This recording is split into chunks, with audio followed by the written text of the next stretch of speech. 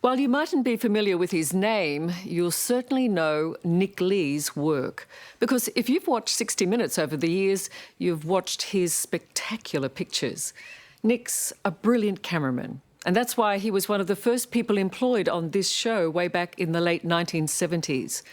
For the next 30 years, he filmed the very best and the very worst of this world. He loved his job, and we loved him. But then a sudden illness forced him into early retirement.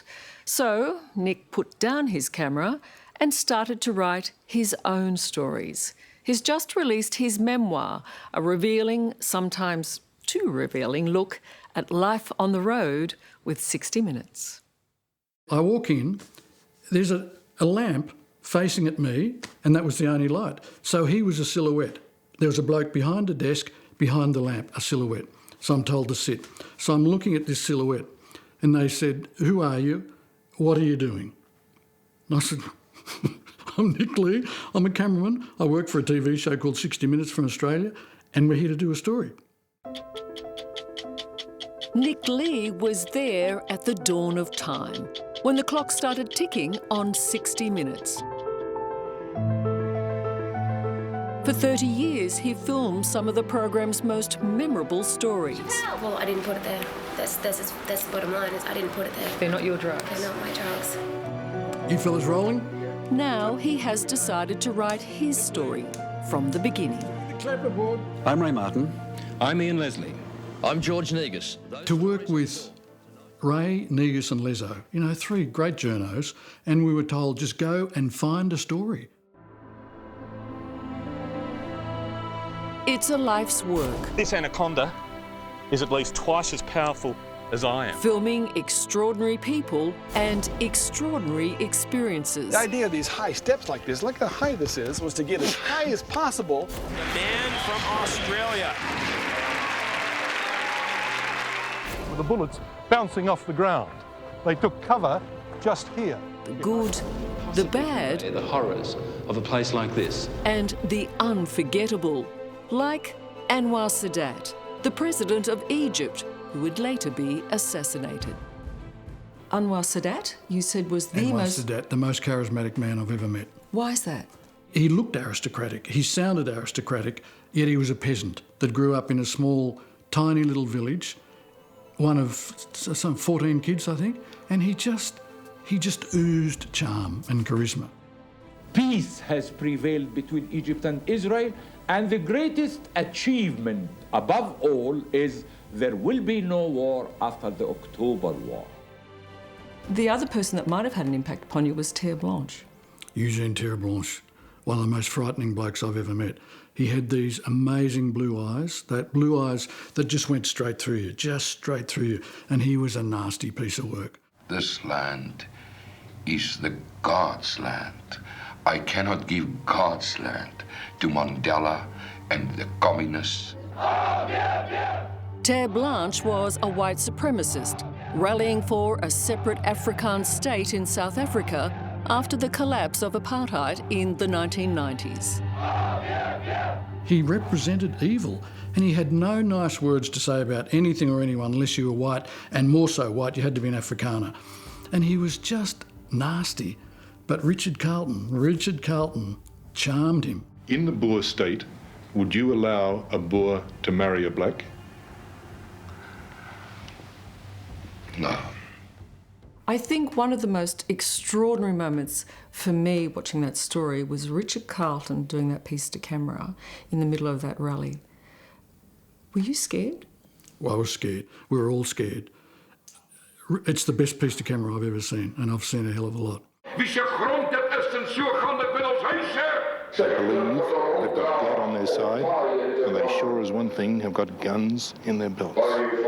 These are the white racists at their worst. Richard Carlton played a big role in your working career, didn't he? I loved Richard. Was it a love-hate relationship? It was a hate-love relationship. First off, I hated him. I didn't get him. I just didn't get him. I'd always got on well with all the reporters, no problem. And then Richard arrives. He didn't know my name for the first 6 months. He didn't call me by name. You told him he was the rudest man you'd ever met. I did. I said, Richard, without doubt, you are the rudest man I've ever met. He said, "You really think so, do you?" And I said, "Yes, I do." And I thought, well, there goes my job. I've just told Richard Carlton he's the rudest man I've ever met. And from then on, we were best friends. Something cracked, and he was wonderful. Richard Carlton certainly was larger than life. A star reporter here at 60 Minutes, and one of the many stars Nick worked with in his career. Naturally, there are the favourites, like Clint Eastwood. I'm always Mr. Sea of Tranquility. That's a dirty lie. That is a dirty lie. That's the one you're going to use in this program. That's a dirty lie. No minders. You know, I remember we did Gina Davis, 7 minders, all fluffing all over it. Clint Eastwood arrives, there's no one, just him. And so he sits down, and I'm setting up the lights, so I've offered him a beer. And he said, "Yes, please." So he's drinking beer, and I'm setting up the lights. He was just fantastic. I'm holding it up for you. This is Barrenjoey Lighthouse at Palm Beach in Sydney. It's beautiful. And you painted that? I crawled up the cliff, and I painted this. But in Nick's book, Katharine Hepburn will always be the one and only. I'd always been a fan. I think she's one of the greatest actresses. I mean, she was the Meryl Streep of her day, but I suspect even better. And suddenly I get to meet her. And she was 80, and I fell in love with her. Fell in love with an 80-year-old. No, it's a pleasure to give an interview on your country. I loved Australia. Did you fall in love with her through the lens? Yeah, I did. Because those shots are beautiful. Oh, thank you. I spent a lot of time on the lighting. But I could have lit her with a torch. She was so beautiful, even at 80. She had this angular face and an intellect that just came out through the eyes. What's it like to be able to film these movie stars? You're filming them. Well, it's great, except often I want to do your job. I want to get closer. There's always that camera between me and the subject. Well, in fact, you say that camera has protected you from reality. It has. In fact, you said there are times when you've felt guilty about filming. I do. Refugee camps. There's one particular one in Thailand. The kids are sitting there staring. I'm getting all these shots, you know, little right close-ups of these little kids that have been in a refugee camp for 2 or 3 or 4 years. They have nothing, absolutely nothing. And I'm filming them, and I think, you know, they hardly have any privacy, and I'm invading what little they have. Yeah, just by, you know, I get upset now because you're whacking a lens right here, and you think, I shouldn't be doing this, but it's your job.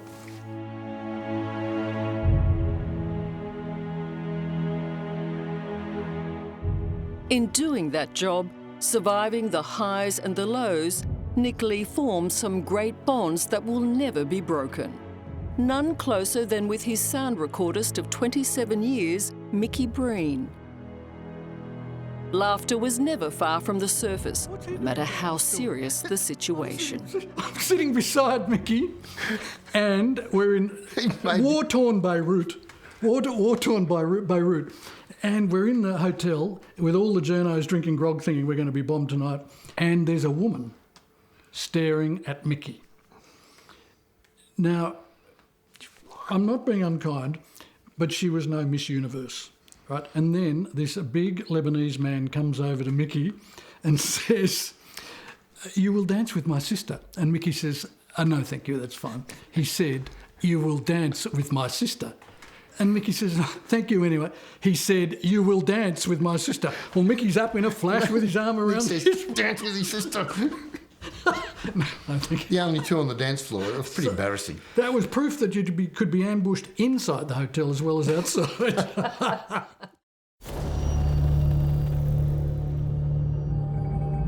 But ironically, it wasn't a bomb that presented the most danger. It was a bear. They were in Churchill, Canada, and the crew's car was bogged in the snow.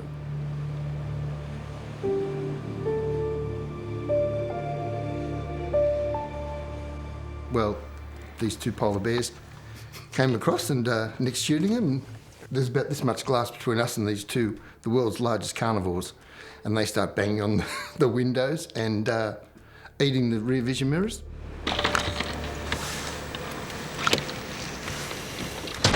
Oh, my God. Oh, no. Like Mickey said, there's that much glass between them and this bear. And so Tara put her hand up, and I thought, what a great shot, because the bear had his paw there, Tara's hand, and I thought, this is fantastic. Then the bear stands up on his back legs and slams into the glass, and he does it 3 times. Bang! And I thought, we're dead, we're gone.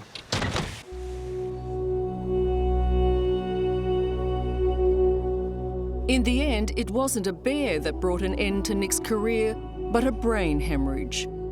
Nick was forced into retirement. Hung up my lights, my tripod and my camera forever. And it was instantaneous, that's what annoyed me. And that was really hard for you? It was hard, it was hard. How hard was it for you? It was very hard, because just seeing Nick the way he was. I don't want to upset you, but it is part of the relationship. You had to say goodbye. Mm.